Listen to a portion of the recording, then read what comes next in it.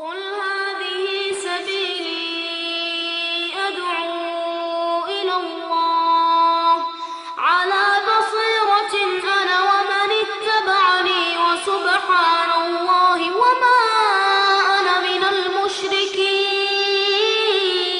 إن الحمد لله نحمده ونستعينه ونستهديه ونستغفره ونعوذ بالله من شرور أنفسنا ومن سيئات أعمالنا، من يهديه الله فلا مضل له ومن يضلل فلا هادي له، وأشهد أن لا إله إلا الله وحده لا شريك له، وأشهد أن محمدًا عبده ورسوله صلى الله عليه وعلى آله وأصحابه وسلم تسليمًا كثيرا. أما بعد. This is our third class in explanation and elucidation of Sharh al-Usul al-Thalatha.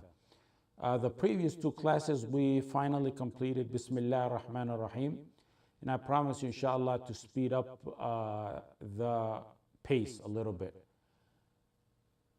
Our topic today is the first sentence after Bismillah ar-Rahman ar-Rahim, which is i'lam rahimakallah. I'lam rahimakallah. Know, may Allah have mercy on you. I'lam rahimakallah. And some brothers ask me to slow down. If I do not slow down, if I'm not good at it, then you also always have the recording to go by.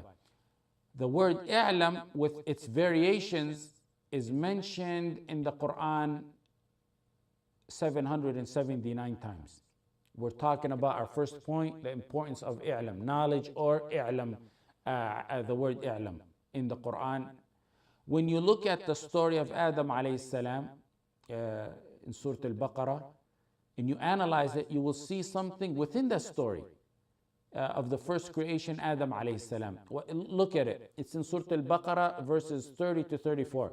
وإذ قال ربك للملائكة إني جاعل في الأرض خليفة قالوا أتجعل فيها من يفسد فيها ويسفك الدماء ونحن نسبح بحمدك ونقدس لك قال إني أعلم ما لا تعلمون وعلم آدم الأسماء كلها ثم عرضهم على الملائكة فقال أنبئوني بأسماء هؤلاء إن كنتم صادقين قالوا سبحانك لا علم لنا إلا ما علمتنا إنك أنت العليم الحكيم قال يا آدم أنبئهم بأسمائهم فلما أنبأهم بأسمائهم قال ألم أقل لكم إني أعلم غيب السماوات والأرض وأعلم ما تبدون وما كنتم تكتمون. Knowledge, ta, ilm, within its variations, is mentioned in these four verses talking about Adam and his creation 8 times. In these four verses, they're mentioned 8 times. Whether it may be i'lam, the variation ta'lamun, or the variation allama, or the variation allamtana, it's mentioned 8 times in these chain of verses about Adam and 779 times throughout the Quran. Not only is ilm mentioned in these 4 verses, but more delicate than that is Adam had a virtue and an excellence that made the angels prostrate for him. The angels praise Allah more than Adam. The angels glorify Allah more than Adam, and they thank him more than Adam, but he has the superiority of knowledge and the application of knowledge. As a Khalifa on this earth, as Allah said, وَإِذْ قَالَ رَبُّكَ لِلْمَلَائِكَةِ إِنِّي جَاعِلٌ فِي الْأَرْضِ خَلِيفَةً, knowledge is of the essence. An ummah that wants to lead all the other ummah is an ummah of knowledge. Definitely has to have knowledge. With lack of knowledge, shirk seeps into the nation, destroying the nation and decaying it, just like it decays an individual, decays anything that it seeps into. Everything requires knowledge, not just TAWHEED, which is the heart and the core of knowledges, but even manners require knowledge. If you don't have knowledge for manners, they become tainted. Standards. Today, you see people who are called heroes when they are in reality cowards. Today, without knowledge, free mixing and mingling becomes freedom and independence. With no knowledge, attacking and degrading and transgressing upon Islam and Allah subhanahu wa ta'ala and the Prophet Muhammad sallallahu alaihi wasallam is considered intellect and knowledge and freedom of speech. Ilm is so important that the more you see the lack of it, the closer we are to the judgment day. The more you see the ignorance, The more closer we are to the judgment day. Isn't it a sign of the judgment day? Everyone who seeks to make a change needs knowledge. Here we raise revivers, inshaAllah ta'ala. And I've said that before. We ask Allah subhanahu wa ta'ala that a reviver come from out of you. A reviver to revive this ummah, its legacy. And the key to is knowledge. Look at the greatest revivers of all times, the messengers and prophets. We mentioned Adam and how ilm was mentioned 8 times in 4 verses about him. Surah Al-Baqarah verses 30 to 34. But look more so at Lut. وَلُوطًا آتَيْنَاهُ حُكْمًا وَعِلْمًا. Allah says about Lut, we gave him wisdom and knowledge. Look at Musa. وَلَمَّا بَلَغَ أَشُدَّهُ وَاسْتَوَى آتَيْنَاهُ حُكْمًا وَعِلْمًا. We gave him knowledge and wisdom. Look at Yusuf. وَلَمَّا بَلَغَ أَشُدَّهُ آتَيْنَاهُ حُكْمًا وَعِلْمًا. We gave him knowledge and wisdom. Yaqub, وَإِنَّهُ لَذُو عِلْمٍ لِمَا عَلَّمْنَا. He's a man of knowledge from that which we given him of our knowledge. Dawood Sulaiman. فَفَحَمْنَاهَا سُلَيْمَانَ وَكُلًّا آتَيْنَا حُكْمًا وَعِلْمًا. We gave each one of them wisdom and knowledge. Isa alayhi salam, وَإِذْ عَلَّمْتُكَ الْكِتَابَ وَالْحِكْمَةَ وَالتَّوْرَاةَ وَالْإِنْجِيلَ. And I taught you the word, the book, and the wisdom, and the Torah, and the gospel. Muhammad sallallahu alayhi wa sallam, وَعَلَّمَكَ مَا لَمْ تَكُنْ تَعْلَمْ. وَعَلَّمَكَ مَا لَمْ تَكُنْ تَعْلَمْ. He taught you that which you didn't know. Without knowledge, there's no leadership, there's no power, there's no sovereignty. The first revelation to the Prophet Muhammad sallallahu alayhi wa sallam pertains to knowledge. اقرأ باسم ربك الذي خلق. اقرأ علم قلم. All those are knowledge. Variations mentioned in the Quran of ilm is 779 times. It's the second most used word after the Quran, after Allah. Number 1 most popular word in the Quran is Allah. The second one is ilm. 779 times. Look at the leadership qualities in when Allah chose for Bani Israel Talut. He told the messenger, I don't want to mention the whole story, there's no time for it, but the part of it that concerns us, Talut Allah told his messenger, tell them Talut is your king. وَقَالَ لَهُمْ نَبِيٌّ مِّنَ اللَّهِ قَدْ بَعَثَ لَكُمْ طَالُوتَ مَلِكًا. Talut is your king. Okay. Talut was from a fraction of Bani Israel that did not have kings. It was from the other fraction that they chose their kings. Allah chose it from the other fraction. They said, number 1, he's not from the fraction that are descendants of kings. Number 2, we might let that slide for you, but he got no money. وَلَمْ يُؤْتَ سَعَةً مِّنَ الْمَالِ.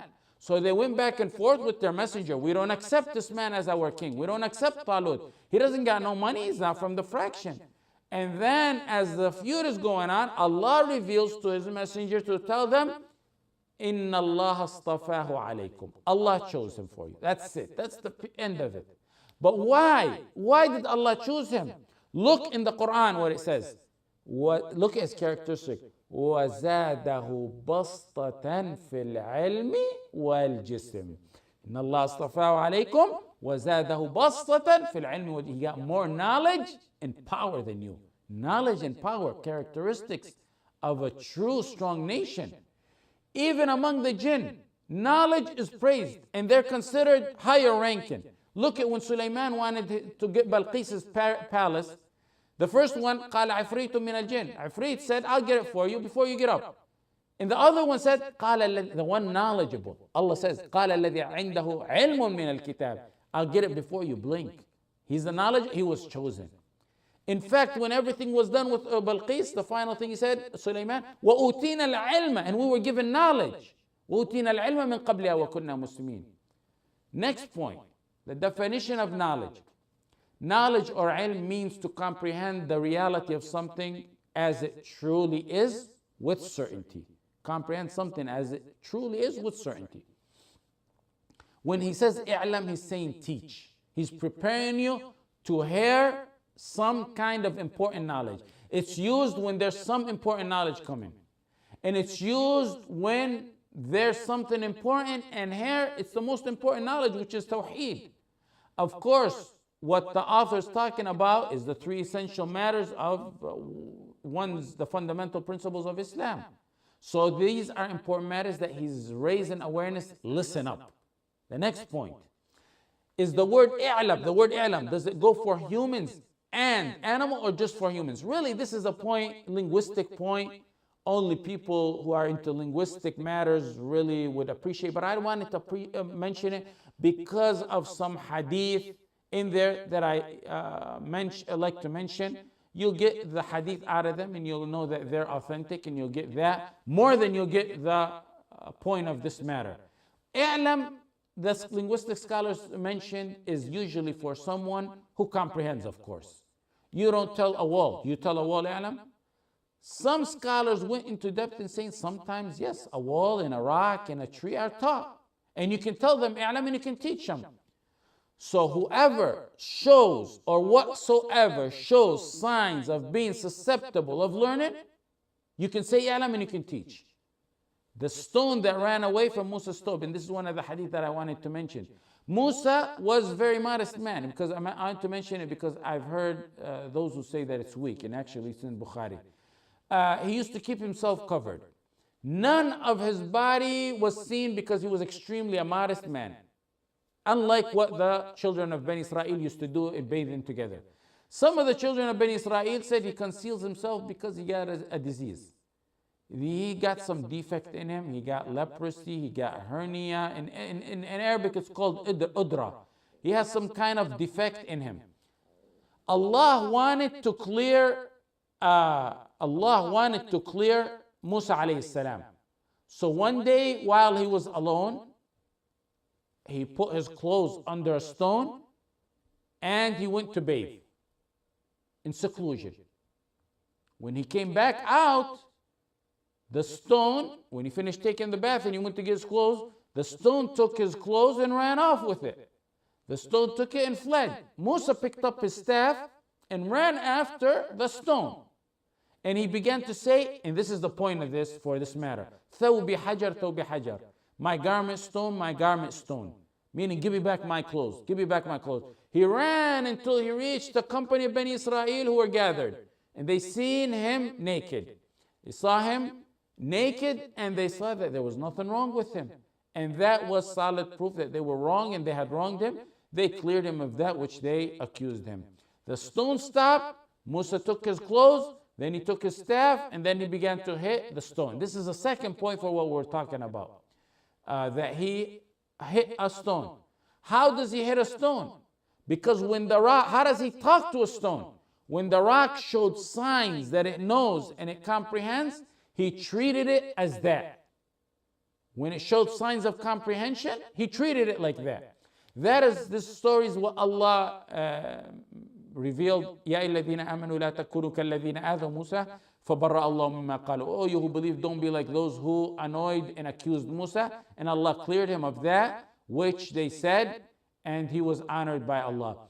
The verse is in Surah Al-Ahzab. The point of the story is he beat the stone, which is a sign, maybe old school sign of teaching, but a sign of teaching or reprimanded. And not only that, he talked to it. He said, Tawbi hajar. When the rock showed signs different than its normal nature, that it's responsive, that he can teach it, he taught it. Maybe old school teaching, but he did teach it. He got his point across to it.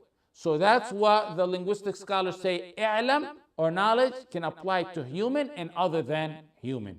That's what they use as proof for that. More so, maybe that'll get your point across better. In Sunan al-Hakim and al-Darimi, al-Bayhaqi and Ibn Kathir considered it authentic, and so did al-Albani, about the Bedouin who came to the Prophet Muhammad sallallahu alaihi wasallam to take his shahada. And he actually came passing by, and the Prophet ﷺ taught him the Islam, and the Bedouin decided to take his shahada. The Prophet ﷺ said, you testify there is no God but Allah and Muhammad is his servant and messenger? Do you testify to that? The Bedouin was, giving the Prophet ﷺ somewhat of a hard time. He said, who can testify to what you're telling me to testify to? You got to bring me something to testify to what you're... Basically wants a miracle. He wants something to substantiate what the Prophet ﷺ is saying. So the Prophet ﷺ called the tree over from a distance. And the tree from a distance came to the Prophet ﷺ, dragging its roots, and greeted the Prophet ﷺ, saying to the Prophet ﷺ, Ashhadu an la ilaha illallah wa ashhadu anna Muhammadan abduhu wa rasuluh. I bear witness that there is no God but Allah, and Muhammad sallallahu alaihi wasallam is the servant and messenger of Allah. So the tree, the Prophet ﷺ spoke to the tree, communicated to the tree. The Bedouin, of course, the continuation of the story, became Muslim, and he told the Prophet Muhammad ﷺ, if my people embrace Islam, I will stay there and teach them. If not, I'm going to come back and join you. So basically, you don't teach a tree on a normal occasion. But when it showed signs of being susceptible to knowledge, he taught it. He gave it its shahada, and it said shahada 3 times. Sometimes you can teach a rock and not a human being. Sometimes humans, their hearts are sealed shut. Like an upside down cup, you can't put water in it. Yet a tree and a rock are more susceptible to knowledge, like that which we've seen with the Prophet Muhammad ﷺ and with Musa. The Prophet ﷺ said, I know a stone in Mecca that used to salute me, give me salam, before he got his first revelation. It's Sahih Muslim. He used to say, Assalamu alaikum, O Prophet of Allah, before the Prophet ﷺ got his first messenger. And he used to pinpoint where that stone was to the Sahaba. The trees that used to shed the Prophet ﷺ so no one would see him when he wanted to go to use the restroom. If non-humans show, the linguistic scholars say, if non-humans show signs of understanding and comprehending, then they can be told i'lam and they can be taught. So the word i'lam and knowledge is typically for humans who comprehend and are susceptible of understanding, not for stones and sticks, but when they do show signs of comprehending and they are susceptible of learning, then they are taught and they are told i'lam or whatever it may be, like anyone or anything else. So this is our point about whether i'lam is told or knowledge is told to other than human beings. Can you tell a scholar i'lam? You take it to another extreme. Can you tell someone more knowledgeable i'lam? Of course you can, because for example, a scholar might know al-asr, but he may have forgotten the time of al-asr. You say, yeah, it's time for al-asr. He may have forgotten. So ilm or knowledge, someone who's less in knowledge can always teach someone and tell him i'lam to one who is higher in knowledge. Someone who is higher in knowledge overlooks, it happens a lot, overlooks some of the most simplest thing that a younger person in knowledge can detect. The next point now is the net levels of knowledge. Ibn al-Qayyim in Muftah Dar al-Sa'ada said the levels of knowledge are 6. These are the ladders of knowledge. Asking and pursuing correctly. Asking and pursuing knowledge correctly. Husn al-su'al. Some people are deprived of knowledge because they don't perfect asking or seeking it in the proper way. And this is something I already mentioned in the first class. They may not ask at all. Some people may not ask. They have a question, they may not ask at all. Or some may ask about something when there's something more important and essential that they should be asking or searching or pursuing. So they ask about that which is least important for them and for their religion, and they ask about some which is least important rather than that which is most important. That's a problem with many of those who are ignorant and trying to learn on their own without at least foundation of how to learn. Some Salaf said your way in asking or pursuing knowledge is half of knowledge, and that's very true. Asking or pursuing or seeking knowledge in the right manner is half of knowledge, they said. For example, if one got into studying Islam and jumped into laws of inheritance, al-fara'id, al-irth, but doesn't know the fiqh of purification, is that acceptable? Or a more practical example for us here. Someone goes to Al-Aqidah al-Tahawiyya and tries to understand it. That's a very difficult book that gives scholars a hard time. He goes to that, but has never studied the basic books before that. Now that's the first one. The second one is husn al-insat wal-istima', listening and being silent. Ali ibn Abi Talib, it's allegedly said, Ali ibn Abi Talib said, if you sit with a scholar, be more eager to hear than you are to speak. إذا جلست العالم فكن على أن تسمع أحرص منك على أن تقول. Be more wanting to listen than you are to talk. Third one is understand. حسن الفهم. which is obvious. The fourth one is hifz, memorize. There's things in, especially in our knowledges, that you got to memorize. And the fifth one is ta'aleem, you got to teach. And all these we'll go through them later, but you should know them for now. The sixth one is the fruit of the knowledge, which is to act accordingly to what you learn and stay within the limits and boundaries of what you learn. ثمرة العلم العمل به ومراعاة حدوده. Ali said, knowledge calls for action. If it responds, it stays. If it doesn't respond, it moves away. Ash-Sha'bi said, our support, look at this, our support for memorization of our knowledge used to come from acting upon it. كنا نستعين على حفظ العلم بالعمل به. الفضيل ibn Iyad, Muhammad ibn Nadr, Sufyan ibn Uyayna, and Umar ibn Ala, and others said very similar quotes about that. A side thing is Al-Khallal said, when he wanted to study grammar, he said, I went to study grammar. I stayed 1 year silent. The next year I considered and looked into it, nazart. The third year, tadabbart, I pondered over it.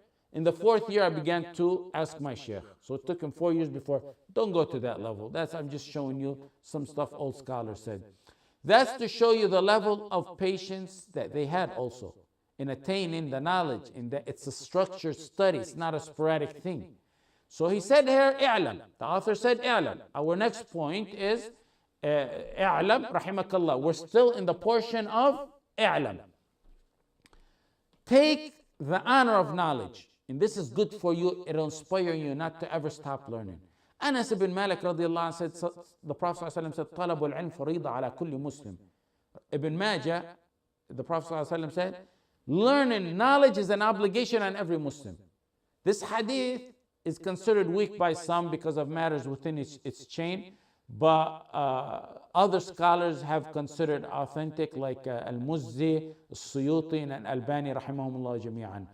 Ahmad said, one must know that which is essential to establish his deen. You must, as an obligation. And we'll talk about this in the next 4 introductory matters when we talk about knowledge again. Matters like, for example, for salah, siyam, that you need to know, it's obligatory, it's fard, it's wajib on you to know. Look, more than that, the honor of knowledge that you're doing right now. Allah bears witness in the verse, Allah bear witness, Shaykh Allah, that there's none that have a right to be worshipped but He. Allah bears witness to that. And the angels bear witness to that. And look at the third one. And those who have knowledge, those people who have knowledge. He maintains justice on this earth. شهد الله أنه لا إله إلا هو والملائكة وأولو العلم قائما بالقسط. لا إله إلا هو العزيز الحكيم. So Al-Qurtubi said about this, had there been anyone more honorable than scholars of the categories of human beings, Allah would have combined them to His name and to that of His angels as He did with the ulama. Allah testifies, the angel, and then He said the knowledgeable people. Allah in the Quran told the Prophet Muhammad ﷺ, and say, Muhammad, Rabbi zidni ilma, increase me in knowledge. Allah directs His messenger to ask Allah to gain more knowledge. Had there been anything more honorable to acquire than knowledge, Allah subhanahu wa ta'ala would have directed His messenger to ask for that. وَقُلْ رَبِّ زِدْنِي عِلْمًا. He would have asked him to ask for more wealth or prestige or fame or whatever it is, but He told him to ask for more knowledge. The next verse in the Quran, Allah says, إِنَّمَا يَخْشَى اللَّهَ مِنْ عِبَادِ الْعُلَمَاءِ. It is only those who have knowledge amongst His slaves that truly fear Allah subhanahu wa ta'ala. Muawiyah ibn Abi Sufyan radiyallahu anhuma said, مَنْ يُرِدِ اللَّهُ بِهِ خَيْرًا يُفَقِّهُ فِي الدِّينِ. Every time you get relaxed and lazy about knowledge, listen to this hadith in Bukhari Muslim. Whoever Allah wishes good for, He gives him profound understanding of the religion. You coming here today is a sign that inshallah Allah likes you and wants good for you. عن أبي هريرة رضي الله عنه, the Prophet صلى الله عليه وسلم said, من سلك طريقا يلتمس فيه علما سهل الله له به طريقا إلى الجنة. In Sahih Muslim, the Prophet Muhammad صلى الله عليه وسلم said, whosoever seeks a path to acquire the knowledge of the deen, and over here when we're talking, this is knowledge of the deen, Allah will make a path for him easy to enter heaven. You by here, sitting here, learning and sitting, or those by the computer, learning Islam, that's your path to Jannah, inshaAllah ta'ala. You're paving yourself a path for Jannah by what you're doing and studying Islam. Abu Darda said in a hadith in Ibn Majah, in Abu Dawood and Tirmidhi, he said, look at the value of knowledge. I want you to see how big of an ordeal it is that you're students of knowledge. من سلك طريقا يلتمس به علما من سلك طريقا يلتمس فيه علما سهل الله له طريقا إلى الجنة. Whoever treads a path in search of knowledge, Allah will direct him to tread a path to enter paradise. This portion of the hadith, of course, we mentioned it, it's in Sahih Muslim. The rest of the hadith and this part is also mentioned in Ibn Majah, Sunan Dawood, Abu Dawood, and Tirmidhi. وَإِنَّ الْمَلَائِكَةَ لَتَضَعُ أَجْنِحَتَهَا لِطَالِبِ الْعِلْمِ رِضًا بِمَا يَصْنَعُ. The angels lower their wings for the student of knowledge in approval for that which he does. They lower their wings for you in approval for that which you do. The angels love and respect and honor you. The angels come down and lower their wings for you. They humble themselves for you and protect you and guard you. Why? Because you made an effort to study Islam. You made an effort to study Islam. So they protect you, guard you, lower their wings for you. Look at the hadith, goes on to say, وَإِنَّ الْعَالِمْ لَيَسْتَغْفِرْ لَهُ مَنْ فِي السَّمَاوَاتِ وَمَنْ فِي الْأَرْضِ حَتَّى الْحِيتَانِ فِي الْمَاءِ. A person of knowledge, a seeker of knowledge, a knowledgeable person, the heavens and the earth seek the forgiveness of the student of knowledge, seek the forgiveness for the student of knowledge or the scholar. So one won't get the implication that it's only human and jinn making istighfar.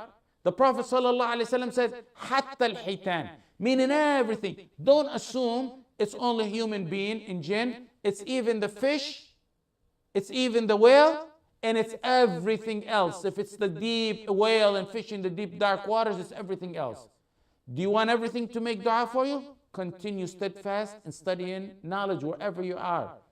فضل العالم على العابد كفضل القمر على سائر الكواكب. The next portion of the hadith. The superiority of a scholar over a worshipper is like the superiority of the full moon at nighttime over the stars. You see how supreme the moon is over the stars? When you look at nighttime and you see the moon, and you see how glowing and radiant it is, and it dominates the sky. And if you do see the stars, they're like little dots. That's what the Prophet ﷺ compared a scholar to a worshipper to. In this hadith, the Prophet ﷺ, in this particular hadith, compares how supreme a scholar is in comparison to a worshipper, like the moon in comparison to the stars. In another narration, in Sunan Tirmidhi, by Abu Umam al-Bajili, the Prophet ﷺ said, فَضْلُ الْعَالِمِ عَلَى الْعَابِدِ كَفَضْلِ عَلَى أَدْنَاكُمْ. The supreme status of alim over abid is like the supreme status of alim, knowledgeable, over worshipper, is like how supreme I am over the least one of you. We know the superiority of the Prophet Muhammad ﷺ over scholars or anyone other than that, and less than that or above that. For the Prophet ﷺ to compare himself like that is such an honor, all the honor, and an encouragement, all the encouragement for one to continue steadfast in studying this knowledge. Look what the hadith goes on. وَإِنَّ الْعُلَمَاء وَرَثَةُ الْأَنْبِيَاءِ.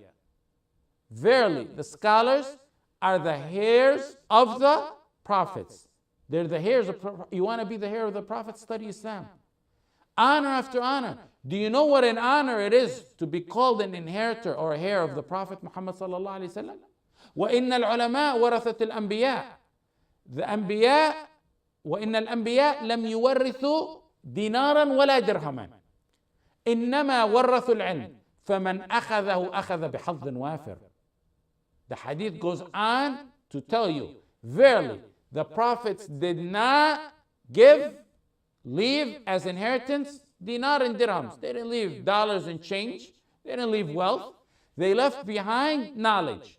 So whoever takes it has indeed acquired a great fortune, has indeed a huge fortune. Sometimes people say they want billions to be like the billionaires, like Bill Gates and Warren Buffett or Al-Walid ibn Talal or their likes. Some want to be presidents or like the presidents and like the kings or prominent positions. And some seek some certain ranks people look up to, so people can look up to them. And some want to look like others in their dress and in their style. Everyone has certain things they want to look up to. What matters, what really matters actually, is the inheritance of the messengers. To grab a chunk of that inheritance. That's the least of what people pursue today. People pursue everything, wanting to be like kings and leaders and social statuses and money. But the least pursuit today is the inheritance of the Prophet Muhammad sallallahu alaihi wasallam. How many people pursue that, and how many people raise their kids to pursue that? Abu al-Wafa, go on further to say how they considered knowledge sacred. Abu al-Wafa ibn Aqil said, Allah guarded me as a youth. I limited my love to all I loved when I was a youth was knowledge. I never mingled with people who were players or foolish people ever. I only enjoyed with the students of knowledge. Now that I'm in my 80s, I'm more eager to learn than when I was in my 20s. Now that I'm in my 80s, I love to learn more than when I was in my 20s. Imagine that. Mutaraf said, فضل العلم أحب إلي من فضل العبادة. I love to learn. I think it's better, and I would love to learn more than I do worship. It's more beloved to him than to worship. And it's not only his saying, it's the saying of many, many other scholars. Yahya bin Kathir said, لا يستطاع العلم براحة الجسد. You'll never get knowledge, be real knowledge, meaning he means real knowledge, with a lot of rest. Because you got to take away a little bit of your rest time and a little bit of your sleep time. And I'm going to add to that, you're not going to ever become knowledgeable spending a lot of time on Facebook and Twitter. Some brothers spend historical time on it that I've heard of. 15 to 20 minutes max. Ibn Abbas radiallahu anhu said, studying knowledge at night is more beloved to me at times than worshiping in it. Studying Islam is more beloved to me than worshiping. Az-Zuhri rahimahullah said, ما عبد الله بمثل العلم. Allah was never worshipped in a way like knowledge, meaning studying Islamic knowledge and memorizing and reading all types of knowledge, not just TAWHEED, but we mentioned that because that's the mother of knowledges. That's the one that will save you and protect you from hellfire. Shafi'i rahimahullah said, طلب العلم أفضل من الصلاة النافلة. Studying ilm, knowledge, is more important than a nafila prayer. What this means is that you got to understand their lifestyle. Their lifestyle was full, complete. It had a full schedule to Allah. So at times they get cornered. Either I stay up today and pray, or I teach the student, or I write this book, or I read this book, or I prepare for this class. It's one or the other. So at that time, it becomes better than a nafila.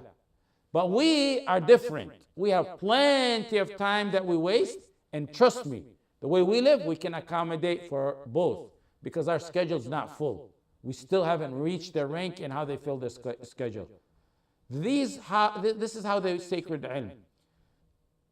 Look how they traveled and pursued it. Ahmad and Abu Ya'la narrated that Jabir radiallahu anh traveled from Medina to Sham to take from Medina to where Syria is, look on the map, to take one hadith from Abdullah ibn Unais. In fact, a more story than that, Ibn Abdul Bar narrated it in his book, Jami' Bayan al-Ilm, a very nice book about knowledge, about the significance of knowledge. He mentioned the story of Abu Ayyub radiallahu anh. Abu Ayyub was in Medina. He packed his belongings and headed from Medina to Egypt to meet Uqba ibn Nafi'. When he got to Egypt, he met the Amir of Egypt, Muslima ibn Makhlad al-Ansari. Muslim Makhlad greeted him for a few moments, embraced him, asked him, what brings you here, Abu Ayyub? Abu Ayyub said, what brings me here is a hadith I heard from the Prophet Muhammad sallallahu alaihi wasallam. No one heard it from the Prophet sallallahu alaihi wasallam but me and Uqba ibn Nafi'. So you can send someone with me to direct me to where Uqba is living, to his house. He got to Uqba's house. Uqba opened the door, warmly embraced him, was amazed and surprised to see him, and says, Abu Ayyub, what brings you here? What brings you to town? Abu Ayyub said, there's a hadith I heard from the Prophet Muhammad sallallahu alaihi wasallam. No one heard that hadith but me and you. It's the hadith about covering the faults of a Muslim. What is it, Uqba? Uqba said, yes, I heard it from the Prophet Muhammad sallallahu alaihi wasallam. The Prophet sallallahu alaihi wasallam said, Man satara mu'minan fi dunya ala khizyah satarahu Allahu yawm al-qiyamah. Whoever covers the faults, the embarrassments of a believer in this life, Allah will cover his faults on the day of judgment. So he heard that hadith. Now, Abu Ayyub said, you're right, sadaqt. What do you think happens after this? Do you think he sat down in Uqba's house for coffee or tea, even though there's no doubt that Uqba invited him? ما حل رحله وما جلس. ما حل رحله وما جلس. Abu Ayyub did not, the hadith says, did not untie his baggage, nor did he sit. He turned back, got on top of his camel, and headed back to Medina. From Medina to there, ما حل رحله وما جلس. From Medina to Egypt to listen to one hadith, not a hadith he didn't know, but a hadith that he knew that no one else heard it except Uqba. Him and Uqba wanted the honor of hearing it from Uqba again. He just wanted the honor of listening and seeing Uqba utter the words that the Prophet Muhammad ﷺ uttered that no one else had the honor of listening to but them two. Today we tell people, go heat up your meal, go get your coffee, and go lay on your bed and click YouTube and learn a couple things about Islam in the comfort and heat or in the warm weather of your house. But people turn away from it. Muhammad ibn Hassan al-Shaybani was a man who didn't sleep. He was a big student, one of the top students of Abu Hanifa. He was a man who barely slept. But when we say they took out of their sleep time, when we say they didn't sleep, do you think they were not human beings? You think they were not made out of flesh and blood? They were not humans who got tired? They were, but they were devoted. They had a goal they wanted to reach, and they needed to pursue that goal. And they did everything they had within their might to pursue that goal. That's why they were the giants they were. Whenever Muhammad ibn Hassan al-Shaybani used to get tired at nighttime, he would have a bucket with ice in it and cold water, and he'd wipe his eyes and face with it. He would say, warmth brings me sleep, and this cold water takes away the sleep. This was among the top students of Abu Hanifa rahimahullah. Now take it more, listen more, look at his student. There was a man called Asad ibn al-Furat. Asad ibn al-Furat was an alim from Spain. He used to live in Spain and he lived around North Africa region as well. He went from Spain to Medina to learn from Imam Malik. He studied the madhab of Imam Malik and he studied with Imam Malik rahimahullah. When he finished everything with Malik, he headed from, look at that, from Spain to North Africa to Medina. Then he went to Iraq. He went to Iraq to study with Abu Hanifa. And then he went to study with Muhammad ibn Hassan al-Shaybani, this man who used to put cold water on his eyes to stay awake. So when he entered Iraq to go study with Muhammad ibn Hassan al-Shaybani, he was directed to the mosque that Muhammad ibn Hassan al-Shaybani teaches in. It's of course full. This is the imam of his time. He waited for some of the crowd to leave. Then the close-knit that were around Muhammad ibn Hassan al-Shaybani broke his way through them. And he told Muhammad bin Hassan al-Shaybani, Imam, I'm a stranger. and I have no wealth, so I can't stay here too long. I can't stay here too long. I have to, in Iraq, I have to go back to Spain. So what is the best way to absorb all your knowledge as quickly as possible so my money won't run out on me? Muhammad ibn Hassan al-Shaybani said, in the daytime, you join the regular halaqah. At nighttime, come to my house, I'm going to teach you. Because it was a distance. And I mentioned the similar story that was considered weak by Baqi ibn Makhlad. You can refer to it on my tape on Baqi ibn Makhlad. So at the daytime, he would join the regular halaqah. And at nighttime, he would go in his house and learn from him. And now, every time Muhammad bin Hassan al-Shaybani gets tired as he's teaching, he puts water. But now his student slumbers as he's teaching him. So Muhammad bin Hassan al-Shaybani takes from that cold water and sprinkles in his face until Fajr breaks while they're sitting there and learning قال Allah, قال الرسول. Do you know, if you sleep 8 hours a day and you live 60 years, if you do sleep 8 hours a day, 60 years, and most sleep more than that even today, you've spent 1/3 of your life sleeping, and that would be considered approximately, I think, about 20 years or so. Today, we don't say don't do that. We don't say go to that extent. There's no need to stay up like they did. If you could, do it. But if everyone is truthful and uses the moments, the time he spends in vain, or possibly, la samahallah, in sin, and gears that to studying, then he's done a lot. Asad ibn al-Furat went back to Spain. Do you think he put leg on leg? He said, you know what? I studied with Imam Malik, studied with Abu Hanifa, I studied with Muhammad bin Shaybani, and he must have studied with many other scholars. You think he went back and put leg on top of another and kicked back and relaxed? He went back and taught Imam Malik's Muwatta throughout the Spain, North African region. And then he went and fought in the conquer of Suqliya, and in that battle, he got killed, Imam rahimahullah. Do you think Asad ibn al-Furat became what he was, wasting his time, or Muhammad bin Hassan al-Shaybani or Abu Hanifa? These were men who sacred their time and more so knew how to sacred knowledge. Sa'id ibn al-Musayyib said, I used to travel nights and days for one hadith. Nights and days for one hadith that you could click today within 2 seconds with your fingers and get it. Al-Razi said, I traveled more than 1,000 farsakh as a student of knowledge, and then I stopped counting at 1,000 farsakh. 1,000 farsakh back in the days is like 5,000 kilometers today. It's like 3,106 miles today. That is the amount he calculated. He stopped because he no longer calculated, and then continued his journey as a student of knowledge. Al-Bukhari used to go to sleep and remember some things for his books or for his hadith compilation, and he would write and jot down the notes. He'd wake up from his sleep or from about his nap and write down. And a second time, get up and write down. And then he'd remember something and get up and write it down. Ibn Kathir, in his famous book, At-Tarikh, said Al-Bukhari used to wake up 20 times on an average night to jot down something he remembers as he puts his head to sleep. These were people who knew the value of knowledge. This is i'lam. You see what i'lam means? Knowledge didn't come to them while they were pampered on lofty mattresses like we have today. This was the man, Bukhari, who compiled a book that he selected his hadith book from over 600,000 hadith that he had before his hand. Without repetition, you all know Bukhari has 2,602 hadith. With repetition is 7,593. Ibn Hajar says it's 7,397 hadith. If you put the repeated hadith with the ta'liqat and mutaba'at, he has over 9,082 hadith in his book.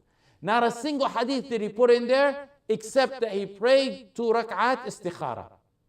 Every time he put a hadith in there. Knowledge never comes without effort, and some time off sleep, or some time off rest time, and some time off the social media time. We mention this to show you what the author means when he says i'lam. I'lam. He wants you to know. He wants you to know how to honor knowledge. Something important is coming, I'm going to teach you. We're engaging in something important. That's what he's trying to tell you. Sacrifice for what I'm about to tell you. We mention examples that we could never be like them. I know that. Why we mention them? Because we mention those examples and you'll be like 5% of that, possibly 10% of that. You'll be good. You'll be in good shape. Unlike if we mention our surroundings who waste their time in possibly sins or vain times, then you'll never get nowhere. But if we mention these supreme examples and you're like 5% or you try to hit 50% like that, then you're good. Look at An-Nawawi rahimahullah, who wrote volumes and volumes. What amazes me about this man is that he died when he was a few years older than I am today right now. He died when he was 44 years old.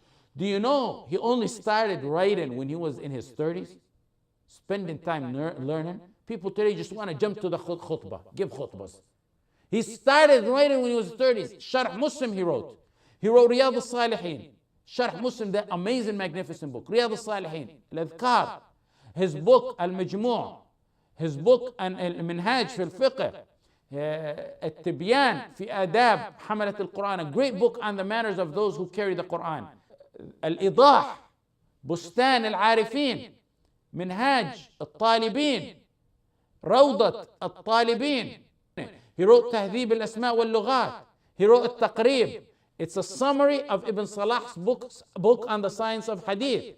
He wrote 40 Nawawi hadith, compiled those. Who doesn't have that in his book? Who doesn't say Nawawi rahimahullah tens of times a day? Every student of knowledge says that.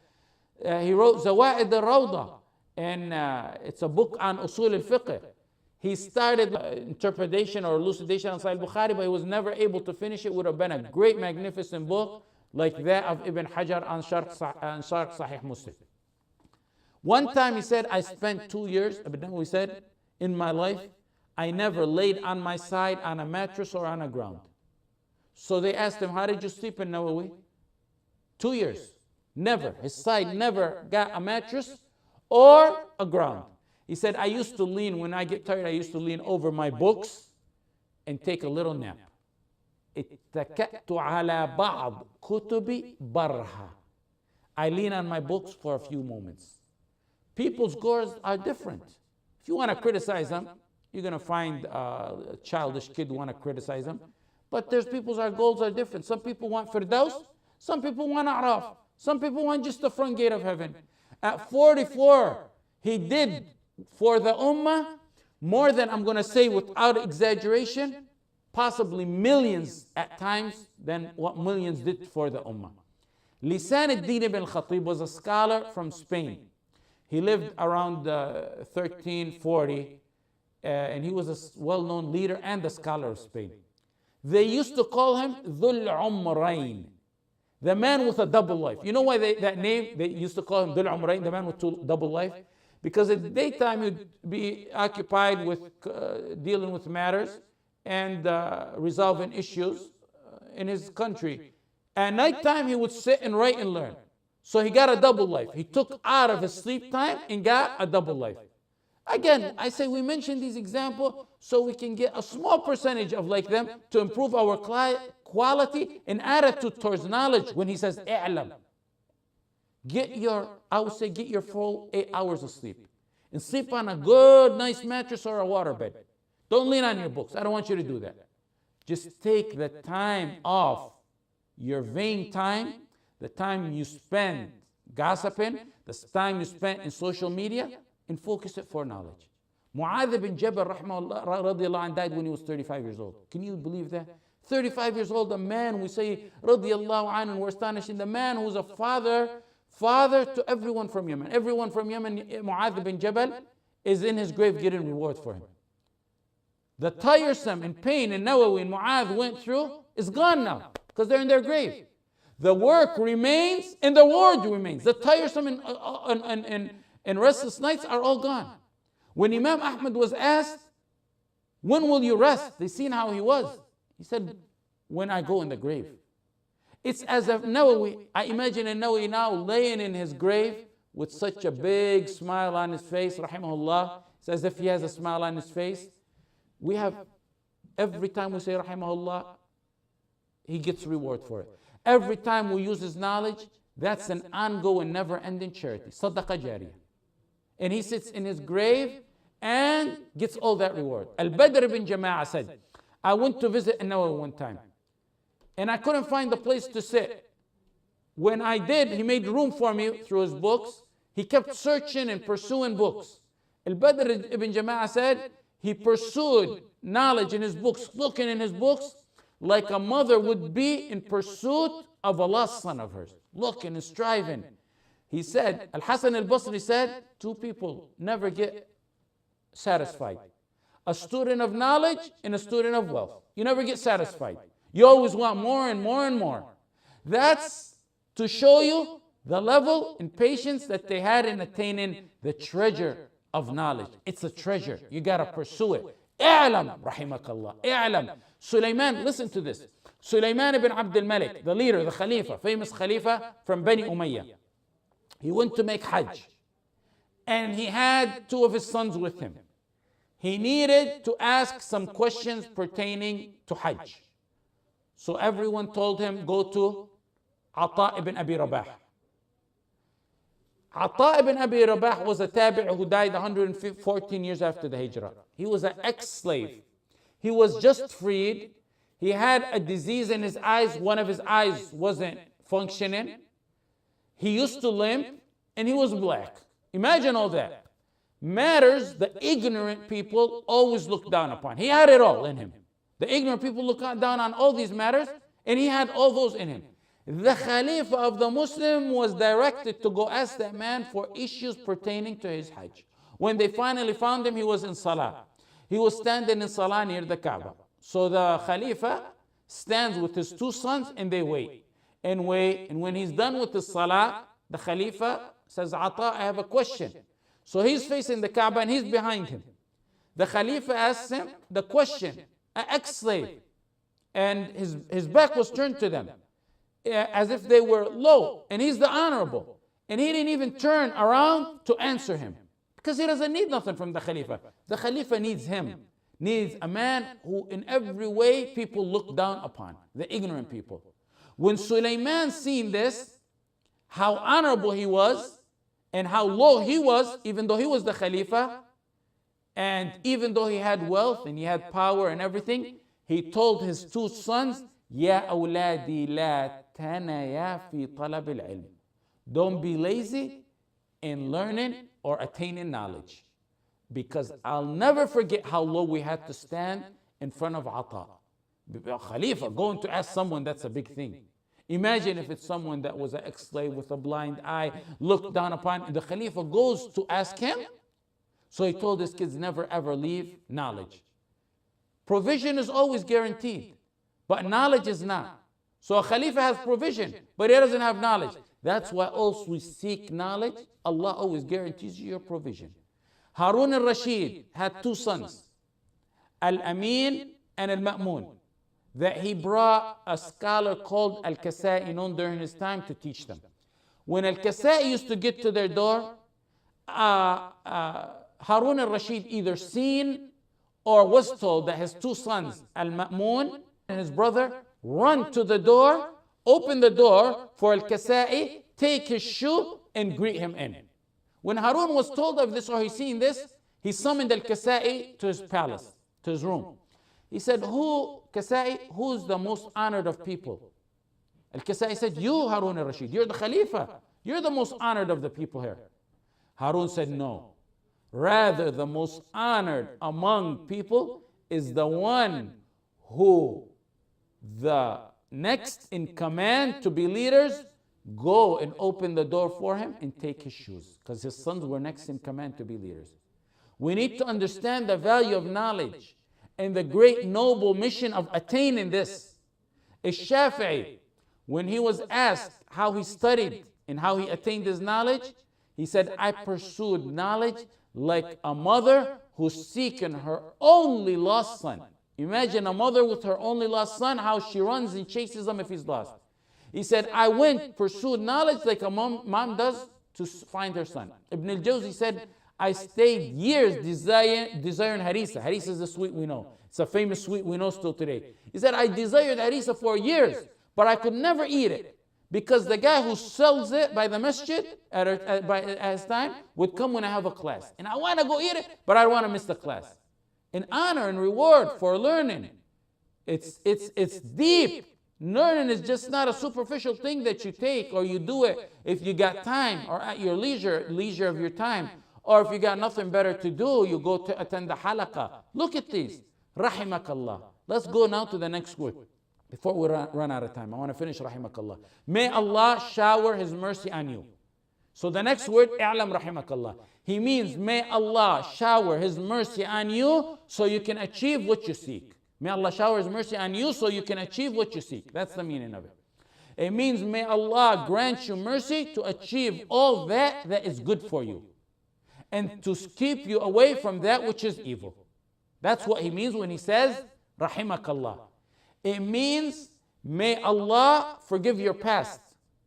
Rahimakallah means may Allah forgive your past. May Allah protect and guide you for your future. These are all meanings of rahimakallah. If you combine or couple rahimakallah and ghafara lak, maghfirah and rahmah, maghfirah is mercy, maghfirah is forgiveness and mercy is rahmah. If you combine them together, each one would have a meaning. If they are combined, then maghfirah is that which was of prior sins. If they're combined in one sentence. And maghfirah is what was of prior sins. And rahmah is the safety and harm and effect and punishment from future sins. If they are separated, maghfirah and rahmah, it entails the meaning of the other. So if maghfirah is by itself, it means rahmah as well. If it's rahmah by itself, it means maghfirah. If maghfirah is in a sentence alone, it entails the meaning of rahmah in it. They encompass each other's meanings when they're separate, when they're in separate sentences. So maghfirah means rahmah, and rahmah means maghfirah if they're separate. That's similar, the rule here is similar to the usage of Islam and Iman in a sentence. Islam is 3 levels. Islam, Iman, and Ihsan. Okay. We have Islam and Iman. Allah said in the Quran, in ad-dina 'inda Allah al-Islam, for example. Islam is mentioned here alone without Iman. So here it includes within it Iman and Ihsan.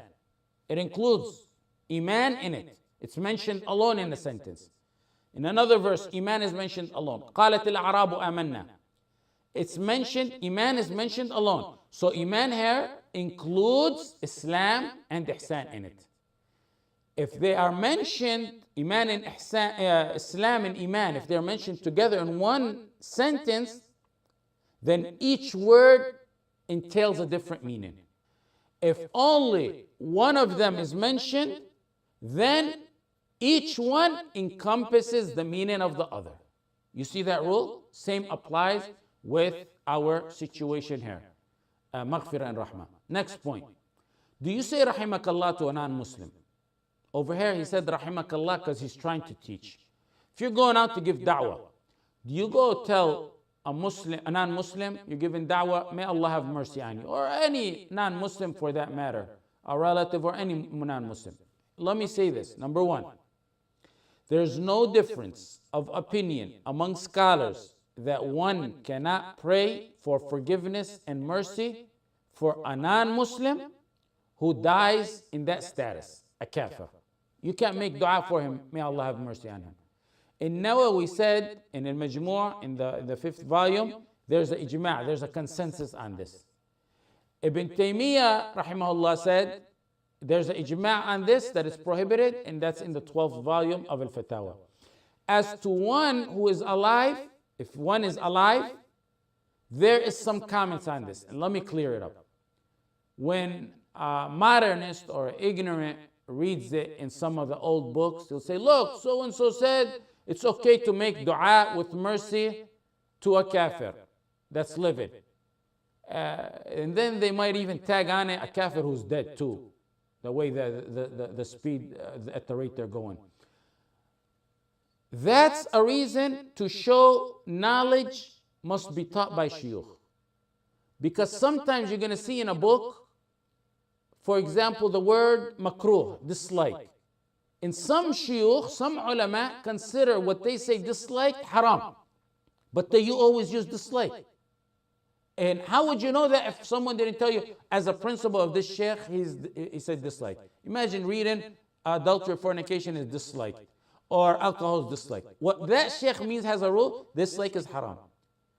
One thing is for sure, supplication is meant to be understood if you're asking for a non-Muslim, that Allah guides them. Supplication of rahmah. Al-Hafiz ibn Hajar mentioned this in his explanation in Fath al-Bari, the 11th volume. He said, in summary, this is the summary, and I'm going to give it to you, and this is the best summary. You can pray for a non-believer in guidance, and if you choose to pray for him in mercy, it must be with the intention that mercy means guidance. So basically, if your intention is to say rahimahullah to a non-Muslim who's living, your intention better be 100% that rahimahullah, meaning may Allah have mercy on him, to guide him. It better be that, and it can't be no other than that. Better to say just may Allah, just make it clear, may Allah guide him. May Allah guide them. Or if you do choose to say rahman, it's not the best of the two opinions, then you say it with the intention of Allah guiding. Badr al-Din al-Aini in Umdat al-Qari, which is an interpretation of Sahih al-Bukhari, commented on a hadith where the Prophet ﷺ mentioned, Allahumma aghfir liqawmi la ya'lamun. The Prophet made supplication that Allah forgive his people when they were non-believers. He said that's to forgive his people. He said it, the Prophet ﷺ said it when they were harming him and oppressing him.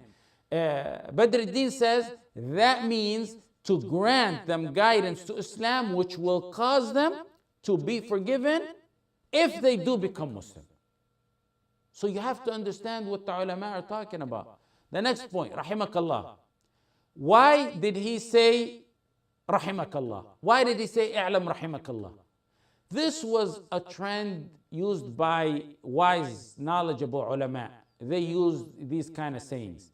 He made dua for one who is learning and listening to him. He's making dua for one who might read his book in the future. This is a big lesson that one who conveys the message must be merciful and compassionate to those who he conveys his message to. He must show those he is teaching that he wants guidance for them. Sometimes they think you don't want guidance for them. You got to show them that you're trying to take them from darkness to a bright life. A da'iyah opens the hearts with a smile. That's the key to a heart. With a nice compliment. Could be a nice compliment, a word, or putting your hand on his back. Some act today as if it's awrah to show your teeth. They think that it's awrah to show your teeth. That's the reality. Don't laugh. Some people are like that. Da'wah is wisdom and being gentle and kind. You need the keys. You can't enter without rahmah to people. Allah tells His Prophet, and He's the Prophet Muhammad ﷺ. If you, Muhammad, were harsh and hard-hearted, they would have dispersed and left you. That's the Prophet Muhammad ﷺ. So imagine anyone other than him. وَلَوْ كُنْتَ فَضًّا غَلِيظَ الْقَلْبِ لَانْفَضُّوا مِنْ حَوْلِكَ. A da'iyah must be like Allah said about the Prophet Muhammad ﷺ. لَقَدْ جَاءَكُمْ رَسُولٌ مِّنْ أَنفُسِكُمْ عَزِيزٌ عَلَيْهِ مَا عَنِتُّمْ حَرِيصٌ عَلَيْكُمْ بِالْمُؤْمِنِينَ رَؤُوفٌ رَحِيمٌ. Man who's merciful with you, who's compassionate with you, who's worried about you, who's concerned for you, who's eager to give you the best. Here the author is speaking to people at a time when people were deep in their ignorance and their bid'ah and their shirk, and the worshiping of the graves was widespread and common, and it's exceptional to be on the right path. A knowledgeable is wise and knows the truth is somewhat tough. The truth is tough sometimes. It's hard to absorb it, especially when their parents and great-grandparents have been raised on it. It's hard to absorb the truth. The truth is difficult in itself. As a da'iyah with wisdom, you don't combine a tough attitude with a tough da'wah. You want two toughnesses? At least work with the tough da'wah itself. Don't add to it your attitude. Some learn a couple hadith, wear a snot on their face, and run around declaring people kuffar and khawarij and everything you can think of. In Tariq Baghdad, Hussein al-Karabisi was a philosophist mubtadi', or one who resorted to mental rationalization. Al-Shafi'i went to visit Baghdad. Al-Karabisi heard about him. People are going all over to visit him. Al-Karabisi told his friends, let's go visit Al-Shafi'i. He's a philosophist. You know, they're eloquent when they talk because they have no knowledge of Quran and Hadith. They use their talk. So he said, let's go visit Shafi'i and make fun of him. Everyone's gathered there, so Al-Karabisi goes there, and with his outspoken way of asking questions, they ask Shafi'i. Shafi'i knows what they're doing, knows people are there. He could have kicked them out. He could have told a couple of his students, take them out of here. He could have incited the people to take him out, but he stood silent, he stood patient, and began to answer them with Quran after Hadith, after sayings of the, until he mesmerized them with his knowledge and his manners. You know what they said, the philosophers, and these Mubtadi'ah and those who resorted to mental rationalization? They said, we left our bid'ah and followed the Shafi'i. They went to make fun of him. He could have done anything he wanted, but he was patient. Allah guided with him some big imams of his time. You see what it does? He had the key to the heart. He had wisdom in conveying the message. That's why the other verses I said, وَلُوطًا آتَيْنَا حُكْمًا وَعِلْمًا وَلَمَّا بَلَغَ أَشُدَّهُ وَاسْتَوَى آتَيْنَا حُكْمًا. Wisdom is just as essential as knowledge. And that's what he says here. Rahimakallah is part of the wisdom of Muhammad bin Abdul Wahhab. That's how you capture the hearts and the minds. Rahimakallah. Even if you disagree with them and they're Muslim, Rahimakallah. Take this. Humble yourself. Lower your wing to them. You know who is saying Rahimakallah? The man who for over 200 years is still till today, for over 200 years being a bad mouth. The dust of the attacks from the storm of reviving the Quran and the Sunnah of his time, Muhammad ibn Abdul Wahhab, the dust it generated hasn't settled till today. People still accuse him and talk about him. Having said that, can you just imagine with me what the attacks were like to him when he was in his peak? If it's still going on till today? Yet with all that going on, he uses Rahimakallah, where his opponents are going to be reading his leaflets and letters that he's going to pass out. A da'iyah needs to have a smile on his face with the proper manners, and he needs to be pleasant and delight for people to approach and communicate. That's the true da'iyah, and that's a characteristic of a successful da'iyah. I'lam rahimakallah. A smile might open many hearts to your message. Rahimakallah. Rahimakallah, I'm concerned about you. I want you to learn this. In Sahih Muslim, لا تحقرن من المعروف شيئا ولو أن تلقى أخاك بوجه طلق. Don't minimize the reward of anything, even if it's merely to greet your brother with a smile. Even if it's to smile in your brother's face. Jarir ibn Abdullah said in Sahih al-Bukhari and Muslim, the Prophet sallallahu alaihi wasallam never seen me but smiled in my face. وَلَا رَآنِي إِلَّا تَبَسَّمَ فِي وَجْهِ. This was the Prophet who we were ordered to follow, whether he smiles to us or frowns at us, whether he conveys this message soft-toned or harsh-toned. No one is ordered to follow me and you. So convey the message in wisdom and good manners, in a pleasant and delayed way. اعلم رحمك الله. Abdullah ibn al-Harith said in a hadith in Sunan Tirmidhi, ما رأيت أحدا أكثر تبسما من رسول الله صلى الله عليه وسلم. The companion saying, I never seen anyone smile more than the Prophet Muhammad sallallahu alaihi wasallam. Can you imagine that? A brother greets a brother with a smile. A sister greets her sister with a smile, or a kind word, or a pat on the back, or an embrace. A key to open the heart. A true smile. A quick smile that slowly fades. Not those fake ones that come slowly and vanish real fast. Those are the fake ones. A sign and a characteristic of a munafiq is a sharp tongue with a frown to the believers, and the opposite to the non-believers. سَلَقُوكُمْ بِأَلْسِنَةٍ حِدَادٍ أَشِحَّةً عَلَى الْخَيْرِ. They sharpen their tongues and yield them on you. أَشِدَّاءُ عَلَى الْكُفَّارِ رُحَمَاءُ بَيْنَهُم. The opposite of that is a trait of the munafiqeen. A da'iyah is a doctor. He deals with the hearts and souls spiritually, not physically. You don't open the heart and play around with it, the physical muscle itself. You deal with them spiritually. So you have to know how to properly open them. You have to find the key to convey the message. Like I said, it's a harsh da'wah in itself. Don't combine to it your harshness. People are humans. Sometimes you need to praise them to win their hearts. نعم الرجل Abdullah. The Prophet ﷺ was teaching Abdullah something. When he taught Mu'adh bin Jabal, Allahumma inni ala dhikrik wa shukrik wa husni ibadatik. The one we say after Salah. Do you think the Prophet ﷺ just came to Mu'adh and said, you say this after Salah? He took Mu'adh. He said, Inni uhibbuka ya Mu'adh. I love you, Mu'adh. Can you imagine how his heart is? فلا تدعن أن تقول دبر كل صلاة اللهم إني على ذكرك وشكرك وحسن عبادتك. The Prophet commands Ibn Umar, then corrects him to pray the night prayer. The Prophet ﷺ praises and then encourages. That's the path of the wise and righteous and successful dua. Let us stop here. This went on a little bit too long. Inshallah, next week we will start with the 4 matters, and the pace will be a little bit faster. We went overboard, so we don't really have time for questions. Jazakum Allah khair. May Allah benefit us and you from that what was learned and taught. وصلى الله على سيدنا محمد وعلى آله وصحبه وسلم.